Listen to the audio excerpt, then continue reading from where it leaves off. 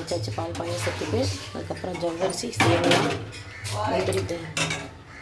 இந்த பக்கம் பால் காய வச்சாச்சு, இந்த பக்கம் ஜவ்வரிசி சேமியா முந்திரி திராட்சை எல்லாம் போட்டாச்சு, ஏலக்காய்லாம் போட்டாச்சு. நல்லா வெந்துச்சு, இப்போ எடுத்து ஊற்றிக்கலாம்.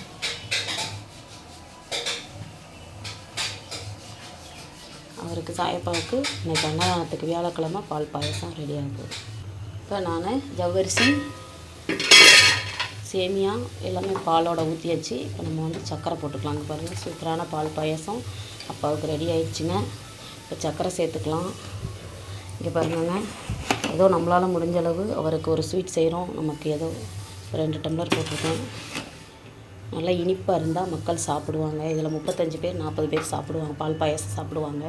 நம்ம வீட்டில் சூப்பரான பால் பாயாசம் வீட்டில் ரெடி ஆகிடுச்சு. யாரெல்லாம் வியாழக்கிழமை விரதம் இருப்பீங்க, சாயப்பா கும்பிடுவீங்கன்னு சொல்லுங்கள். நாங்கள் உங்களுக்காக ப்ரேயர் பண்ணிக்கிறோம். ஆனால் நம்ம வீட்டில் சாயப்பாவுக்கு ஒயிட் ரைஸு, வெள்ளை சாதம் அன்னதானத்துக்கு ரெடி ஆகிடுச்சு. அதுக்கப்புறம் கலர்ஃபுல்லான தக்காளி குழம்பு ரெடி ஆகிடுச்சு. இந்த பக்கம் பால் பாயாசம், இந்த பக்கம் சூப்பரான உருளைக்கிழங்கு மசால் ரெடி ஆகிடுச்சு. பொரியல் தக்காளி குழம்புக்கும் இந்த உருளைக்கிழங்கு பொரியலுக்கும் சூப்பராக இருக்கும். இன்றைக்கி சூப்பரான மசால் ரெடி ஆகிடுச்சு. இந்த வீடியோ பார்த்திங்கன்னா, நாங்கள் வியாழக்கிழமை நம்மளால் முடிஞ்ச அளவு ஒரு 30 பேருக்கு சாப்பாடு கொடுக்குறோம். நம்ம வீட்டில் நம்ம சாயப்பா கோவில் வச்சுருக்குறோம்.